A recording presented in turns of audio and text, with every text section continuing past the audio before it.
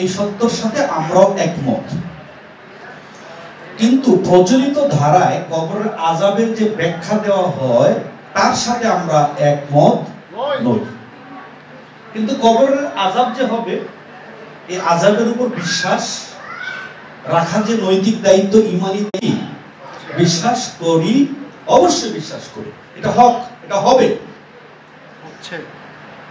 এবং কবরের যে বিষয়টি আলোচনা আপনারা শুনেছেন, যে কবরের আলোচনা আপনারা শুনেছেন এবং মাটির গর্তের কথাও কি আপনারা শুনেছেন। আমি প্রথম দিকে যখন বাবার বইগুলো পড়া শুরু করলাম, এমনি তো ওহাবি দর্শনে ছিলাম, মোল্লা মৌলবীদের দর্শনে ছিলাম, ব্যক্তিগতভাবে গোবরে ছিলাম। তো শুরুর দিকে প্রথম আমার গ্রামে আমি ধাক্কা খাই এই কবরের আযাব নিয়ে। আমার এক চাচতো ভাই, সেটা মাদ্রাসা শিক্ষকতা করে, সে আমাকে নাস্তিক বলে ফতোয়া দিয়ে দিল।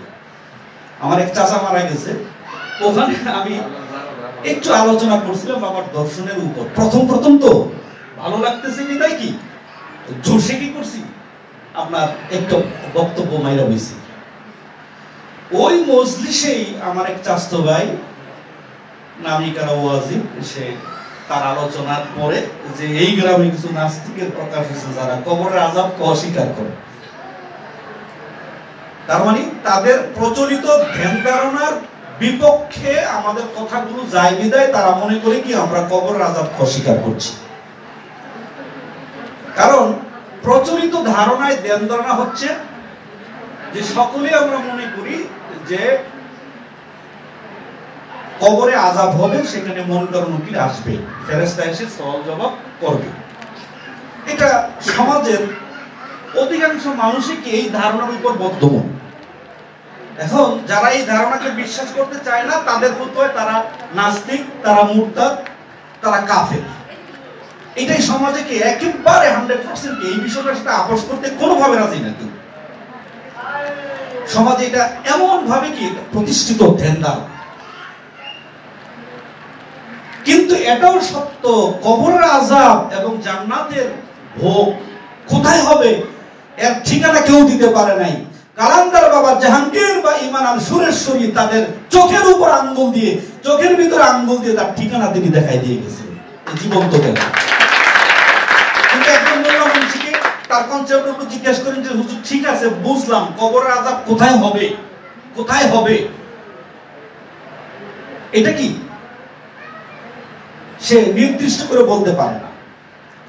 বলে ইল্লিন এবং সিজ্জিন, একটুকুই জানে। কি জানে? ইল্লিন এবং সিজ্জিন। যে কোথায় ইল্লিন কোথায় সিজ্জিন এর ব্যাখ্যা চাইলে কি বলে, বেশি কথা বললে কি আপনার ঈমান নষ্ট হয়ে যায়। এইখানে একটা ফতোয়া দিয়ে বসে।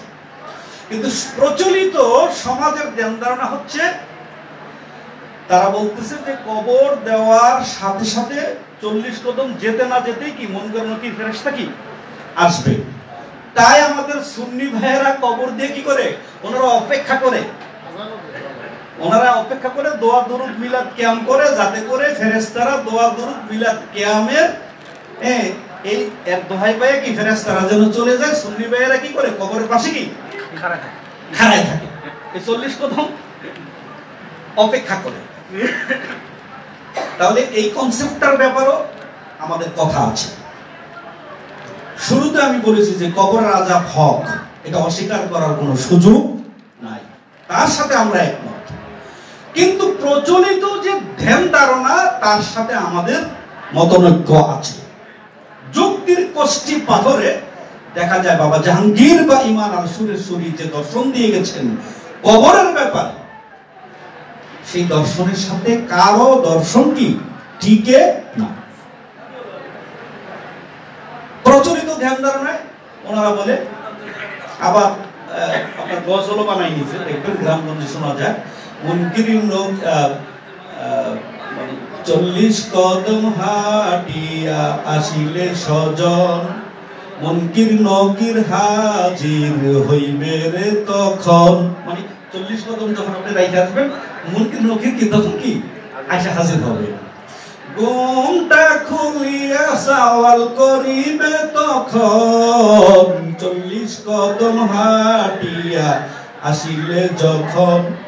মানে কবরে আমাকে রাখার 40 কদম হাঁটিয়ে দূরে যাওয়ার সাথে সাথে কি মুনকির নকির ফেরেশতা আসবে। ফেরেশতা এসে ওখানে সওয়াল জবাব করবে, মান রাব্বুকা, মান দীনুকা, মান নাবিয়ুকা, এই ধরনের প্রশ্নগুলো করবে। যদি প্রশ্নের অ্যানসার সঠিকভাবে দেয়া যায়, তারপরেও আবার অ্যানসার গুলো দিতে হবে আরবিতে। তাই আরবিতে দিতে হবে বিদায় মসজিদে বসে বসে দেখবেন কিছু মুরব্বীরা কি করে মুখস্থ করে। কি বলেন, করে না? কারণ আরবিতে দিতে হবে, কারণ ফেরেশতা তো আরবি ছাড়া কিছুই বুঝবো না, তাই না?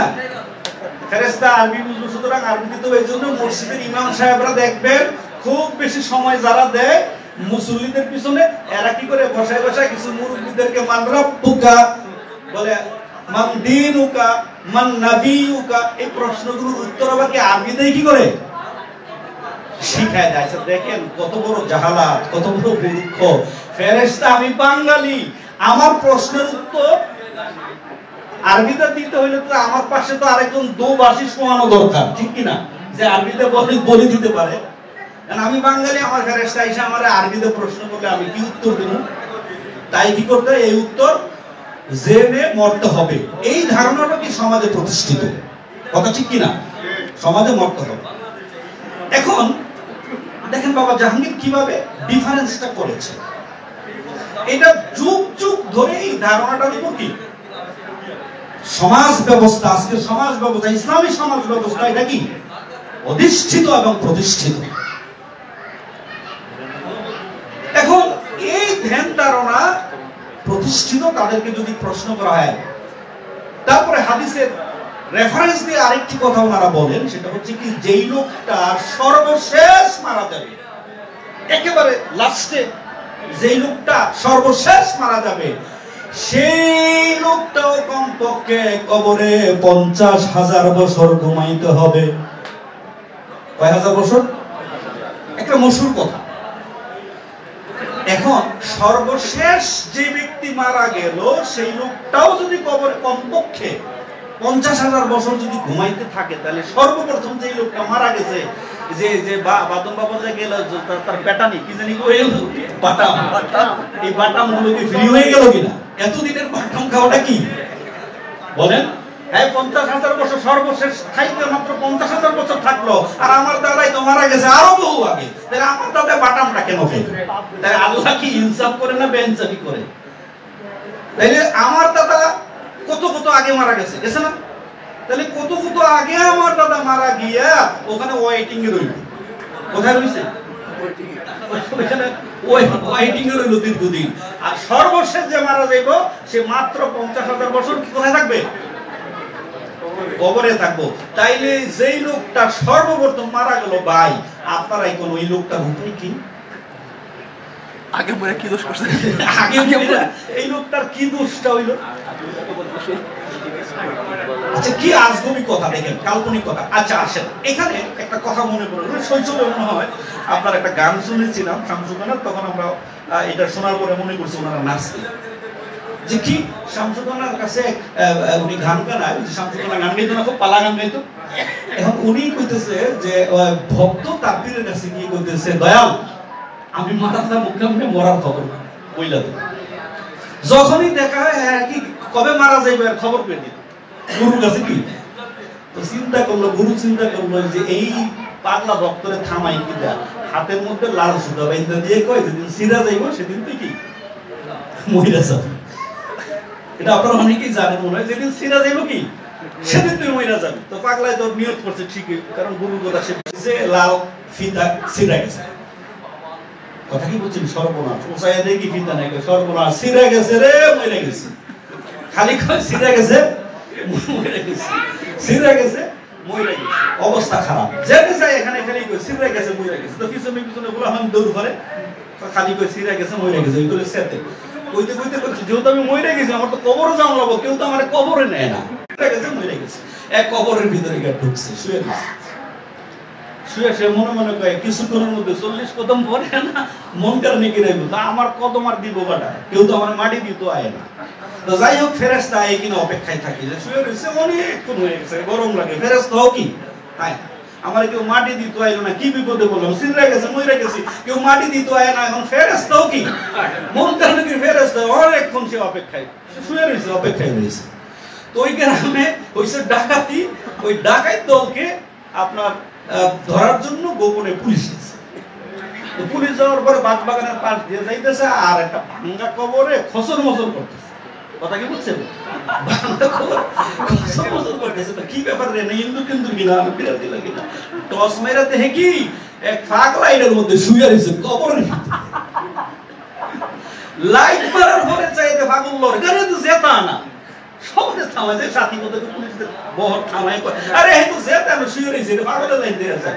গায়ে উঠ ভিতর থেকে, তুই আমাকে কয় সিররা গেছে মইরা গেছে, গায়ে রাখো উঠা। পুলিশ না ধাক্কায় ধক্কায় লাঠি দিয়ে গুতায় মুতায় হেরে পা তোর এই অবস্থা, তুই এটার ভিতরে কর, কয় সিররা গেছে মইরা গেছে। পরে কিছুক্ষণ পরে দেখে কি এটা আসলে একটা পাগল না, সিররা গেছে মইরা গেছে। তো বিড়ি আসেনি লোকে, কথা বিড়ি নাই, কা মেস আসেনি, কোথাও নাই, দিছে দুইটা বাড়ি, এটার ভিতরে শুয়ে রয়েছে, যা বাচ্চা এটা পাগল, দুইটা বাড়ি দিছে। কটা বাড়ি দিছে? দুইটা বাড়ি দিয়ে উঠটা কি কর বাচ্চা। ফেরেশতা তো এমন হওয়ার কথা না, বিড়ি চাইলো হুজুর মিছা কথা কইেন না, মিছা কথা কইেন না। কবরে মুনকার নকির ফেরেশতা পুলিশের পোশাক পরে আসবে, ঠিকই ইমান রাব্বুকা বলবে না, মানতি নুকা বলবে না, বলবে তোর লগে বিড়ি আসেনি,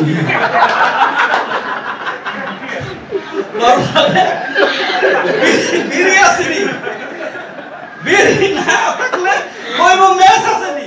এটা না দিতে পারলে দুইটা গোয়ার মধ্যে পানি দিয়ে কইব বাড়ি চলে আসা। আর মিছা কথা কি, আর মিছা কথা কই যদি কোথায় হবে আপনারা বলতে পারেন, আপনারা বলছেন শুধু ইল্লিন বা সিজ্জিনে। বাবা জাহাঙ্গীর বলেছেন এই জীবনটা দেহটাই হচ্ছে মানুষের কবর, এখানেই শত শত আযাব হয়। এক জন্ডিসের শত শত কি ডেফিনিশন, শত শত শ্রেণী, একটা জন্ডিস হতে। তাইলে এই কবর আযাব কোথায় আমি মুখ করব, একমাত্র দিলেন বাবা জাহাঙ্গীর। এখন এই জীবন্ত এই দেহ যেহেতু আমার কবর, এখানে আমার মান রাব্বুকা, আমার রবকে আমাকে চিনে নিতে হবে। কারণ দুনিয়াতে যদি আমি তাকে চিনে না নিতে পারি, দুনিয়াতে যদি আমি অজ্ঞ থাকি, দুনিয়াতে যদি আমি অন্ধ থাকি, তাহলে ও আখিরাতু আমা, সেখানেও তো আমি অন্ধ থাকবো। কথা ঠিক? তাই অনেকে আবার কয় কি আমারও কবরে মুনকার নাকির যখন আসিবে, যখন রাসূলকে বলে ইয়া রাসূলুল্লাহ হাবিবাল্লাহ, আপনি কি করেন মুর্শিদ রাসূলকে নিয়ে কি আমার কবরে আইছেন? কোথায় আইছেন? কবর আইছেন। আচ্ছা আপনারা সকালে সমস্যা দিন নূর দিন, রাসূল কি নূর না? জোরে বলেন রাসূল নূর। তাইলে এই নূর, যিনি নূরুল আলা নূর, সেই নূরুল আলা নূর আজিমপুরের মাটির কবরে কিভাবে আসবে? মুর্শিদরে নিয়ে আসার জন্য আবার অনুরোধ করে রাসূলকে আমার কবরে কি, এটা তরিকতের মধ্যে অনেক ভাইরা আছে। এখন রাসূলকে নিয়ে আইছেন কি আমার কবরে। প্রিয় ভাইরা আমার, তাহলে আমার এই জীবন্ত দেহ, এই দেহ নামক কবরে আমি বন্দী আছি, এখানে আমার আযাব হচ্ছে, এখানে আমি জান্নাত এবং জাহান্নাম ভোগ করছি। কারণ সুখটাও ভোগ, দুঃখটাও কি ভোগ, ভোগ করে একমাত্র নফস। জোরে বলেন মারহাবা। ভোগ করে কি নফস। তাহলে নফস যদি না থাকে ওই যেই দেহে, ওই দেহে আপনি 100টা বাড়ি দিলেও কি আপনার দেহ থেকে কি চোখের পানি আসবে? জোরে বলেন। ওখানটাকে যখন কাটা হয়, আপনার যদি কাটে, মানুষ যখন মারা যায় ময়নাতদন্ত করার জন্য কাটা হয়। এখন ময়নাতদন্ত করার পরে তার লাশটা যদি কাটা হয়, তার বক্ষটাকে যদি ছিঁড়া হয়, সে কি কষ্ট পায়? তাইলে এই ভোগটা করে কে? নফস। জোরে বলুন কে? নফস। কখন করে, কোথায় করে?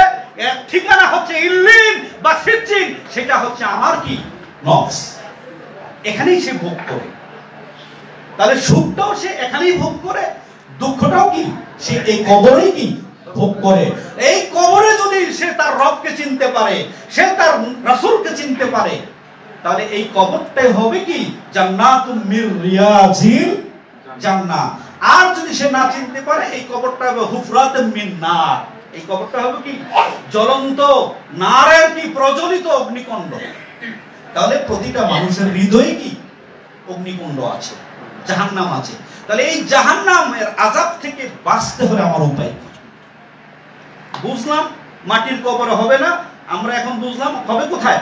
আমার এই জীবন্ত দেহে। এইটাই যৌক্তিক, এইটাই কোরআন ভিত্তিক, এইটাই কোরআনের কথা। আমরা এই আযাবের কথা বিশ্বাস করি, কারণ দেহটা মাটির কবরের ভিতরে যায়, অনেক দেহ যায় আবার অনেক দেহ কি যায় না। যেমন বাদন বাবা আলোচনা করেছেন, আমার জানা মতে আমি দেখি যে ধরেন আজিমপুর গুরুস্থানে 10টা কবরও কি একটা কবরের মধ্যে হয়, জায়গা কম হওয়ার কারণে। আবার অনেক বছর পরে পরে কি গরু উঠায় কি ফেলাই দেয়। আচ্ছা ধরেন প্রথম কবরটার মধ্যে আযাব হইতেছে, উনি বদকার ছিল, ওখানে আযাব হইতেছে। দ্বিতীয়বার যখন এই কবরের উপর আরেকটা লাশকে রাখা হয়, এই লোকটা ধরেন জান্নাতি, এই লোকটা কি জোরে বলেন, এই লোকটা জান্নাতি, প্রথম লোকটা জাহান্নামী। তাহলে দুই ধরনের আযাব না? একই কবরে দুই ধরনের আযাব, এটা কি দেখা যায়? আযাব আর শাস্তি। হ্যাঁ, তাহলে এখন আযাব হচ্ছে ওইটাকে আমরা বাহ্যিকভাবে দেখতে পাই না, কিন্তু আমার এই দেহ নামক কবরে যে আযাব হচ্ছে ঢাকা মেডিকেল গেলে দেখতে পান কি পান না? গত মাসে 2 বার ঢাকা মেডিকেলে গেলাম রাজনৈতিক নেতার সাক্ষাৎকার নেওয়ার জন্য, বড় নেতা। এখানে আমার রুহান আমার সাথে দেখার পর ও প্রথম ঢাকা মেডিকেলে গেছে, পুরাটা ঘুরছি তো, এত বড় ঢাকা মেডিকেল ঘুরার পরে বলছে, বাবা এই ঢাকা মেডিকেল এত রোগী। আচ্ছা বলেন, ঢাকা মেডিকেল যে লোকটা রাত্রি যাপন করে, সুস্থ লোকটা, একটা মানুষের কাছে সুখের গল্প যদি বলেন যে ভাই একটু আপনার সুখের গল্প বলেন তো, কারো কাছে পাবেন? যে অসুস্থ উনি তো আছেই বেডে, কিন্তু বাহিরেও যারা দোকানপাটে ঘোরাফেরা করে বা তার প্রয়োজনে ওষুধ পানি আনতে যায়, তারে যদি আপনি বলেন যে আপনার একটু সুখের গল্প কোন তো দেখি, আপনার বোকা বলবে না? কি বলেন, বোকা বলবে না? ওই রোগীটার সাথে যে লোকটা আছে ও দৌড়াদৌড়ি করতে, ও আরো বেশি জাহান্নামে আছে। কথা ঠিক কিনা? অনেক অতিষ্ঠ হয়ে মরে না, কে মরলে তো আমি অন্তত কি আমি বাঁচতাম। অতিষ্ঠ হয়ে গেছে, এই আযাবে সেও কি অতিষ্ঠ হয়ে গেছে। তাহলে যত রোগী এখানে ভর্তি আছে, প্রতিটি মানুষই কি কোনো না কোনো আযাবে, বিভিন্ন রকমের আযাবে আছে কি নাই? এই জীবন্ত দেহতে ঢাকা মেডিকেল গেলে বাবা জাহাঙ্গীরের যে দর্শন, ওখানে গেলেই কি আমরা দেখতে পাই বাস্তব ওখানে আযাব হচ্ছে। কিন্তু মাটির গর্ভে যে আযাব হয়, এটা তো আমি আজিমপুর বলে দেখতে পাই না। আমি কবর খুললেও কি আমি দেখতে পাই না, আযাবও দেখতে পাই না, জাহান্নামও দেখতে পাই না, জান্নাত তো কি আমি দেখতে পাই না। তাহলে মাটির গর্তে যে আযাবের গল্প কাহিনী আমরা শুনলাম, ওই পাগলার গল্পের মতো। পাগলার গল্পটা আমরা বলছি না, হুজুর মিছা কথা কইেন না, মিছা কথা কইেন না, কবরে মুনকার নেকির আসবে না, আসবে কিছু পুলিশ আইসা বিড়ি চাইবো, যদি বিড়ি না দিতে পারো গোয়ার মধ্যে 2টা বাড়ি দেখবে, বাড়ি যা। এই অসার গল্প থেকে বাঁচার একমাত্র উপায় হচ্ছে কি বাবা জাহাঙ্গীরের দর্শন। বাবা জাহাঙ্গীরের দর্শন, যদি এই দর্শন আপনি গ্রহণ করতে পারেন, আপনি চাক্ষুষ আপনি আযাবও দেখতে পাবেন, আপনি নাজাত জান্নাতও কি আপনি দেখতে পাবেন। এই আযাব থেকে বাঁচতে হলে মুর্শিদের সাথে, রাসূলের সাথে সালাত তথা যোগাযোগ সংযোগ আমাকে কি করতে হবে? স্থাপন করতে হবে, দৃঢ় করতে হবে। করে যদি আমি স্থির হতে পারি, আমি আমাকে যদি চিনতে পারি, আমি আমার মেরর দ্বারা, আমি আমার আয়না দ্বারা যদি আমি আমাকে দেখতে পাই, তাহলে তখনই আমি স্থির হব। তখনই আমি স্থির হব, আর না হয় কি আমি অস্থির বানর। যখন আমি অস্থির হব, স্থির হব, তখনই কি আমার কবরের আযাব কি কমে যাবে। জোরে বলেন, কবরের আযাব কমে যাবে। বাবা অনেক সময় বলে শান্তি আর সুখ এক বিষয় না। কথা আমার শেষ। সুখ আর শান্তি কি এক বিষয় না। সুখ হচ্ছে দুনিয়ার জাগতিক আপনার যে চাওয়া পাওয়ার মধ্যে নিজেকে আবদ্ধ করে রাখার নাম হচ্ছে কি সুখ, আর সব কিছু থেকে নিজেকে মুক্ত করার নাম হচ্ছে কি শান্তি। তাহলে সুখ আর শান্তি কি এক বিষয় না, দুই বিষয়। তাহলে আমাকে জাগতিক সুখ যে বিষয়টা, এটা পরম পাওয়া না, আমাদের টার্গেট হচ্ছে শান্তি। জোরে বলেন কি শান্তি। যার শান্তি, যার মধ্যে শান্তি আছে তার পোশাকই নাই। কথা আমার সাথে এই গল্পটা বলি, আমি আমার আলোচনা করছি। এক বাদশার পেট ব্যথা হয়েছে। পেট ব্যথা হওয়ার পরে বাদশার চিকিৎসক তারে বলতেছে, যেই লোকের জামা নাই, যেই লোকের আপনার একটা সুখী লোকের জামা যদি আপনি গায়ে দেন মহারাজ, তাহলে আপনার কি পেট ব্যথা সেরে যাবে। উনি ঢোল পিটাই দিল, সুখী লোক কোথায় পাওয়া যায়, কোথায় পাওয়া যায়, খুঁজো। সারা রাষ্ট্রে খুঁজতে খুঁজতে দেখা গেল একটা লোকের যারই জিজ্ঞেস করে কোনো না কোনো কি দুঃখ আছে, সুখ কি 100% কি সুখী লোক খুঁজে পাওয়া যাচ্ছে না। আর রাজা মশাই সুখী লোকের জামা গায়েও দিতে পারতেছে না, রাজা মশাইয়ের পেট ব্যথাও কি যাচ্ছে না। সর্বনাশ, রাজা মশাইকে তো বাঁচাইতে হবে পেট ব্যথা থেকে। হঠাৎ করে ঘুরে ঘুরে বন জঙ্গলে গিয়ে দেখে কি বট গাছের নিচে এক পাগল বৈশা গেছে। তার খাওয়ারও খবর নাই, ঘুমেরও খবর নাই, ও খুব দিব্যি আরামে সুখের মধ্যে কি, কারণ ও তো শান্তি পাইছে। সুখ না কি পাইছে, রাজাই সুখ পাইছে। সুখ পাইও কি রাজার শান্তি নাই। অনেক অডেল আছে, আছে না রাজা, তারপর কি তার শান্তি নাই। সুখ আছে কি নাই, শান্তি নাই। আপনার ভিত্ত বৈভবের অভাব নাই, ওইটা সুখ। এর মধ্যে ভিত্ত বৈভবের মধ্যে নিজের আবদ্ধ রাখার নাম বাবা বলেছেন, ওটা সুখ।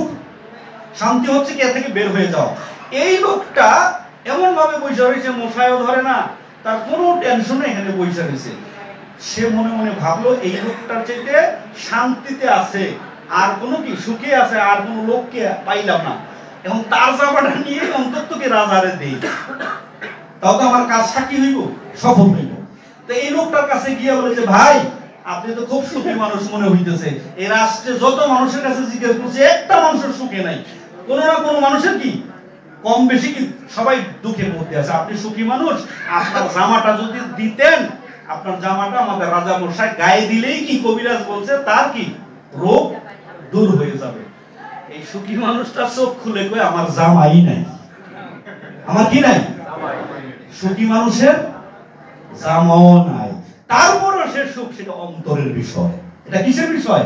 জামা না থাকলেও সুখে থাকা যায়, শান্তিতে থাকা যায়। সেটা কি অন্তরের। সেই অন্তরে, যে অন্তরে জুমের দিন ফাস্টা হওয়া, নিজের আত্মদর্শন করে মসজিদের সাথে সংযোগ, রসুলের সাথে সালাত, এই সংযোগ যে স্থাপন করতে পারছে, তার জামা না থাকলেও সে কি শান্তিতে আছে। কথা আমার শেষ। মহান রব্বুল আলামিন, মহান মুর্শিদ আমাদেরকে বোঝার তৌফিক দান করুক। সবার আগে আমাকে বোঝার তৌফিক দান করুক। আমিন। ওয়া আখিরু দাওয়ানা আলহামদুলিল্লাহি রাব্বিল আলামিন। জয় গুরু, জয় হোক বাবা বেদম মুর্শিদ।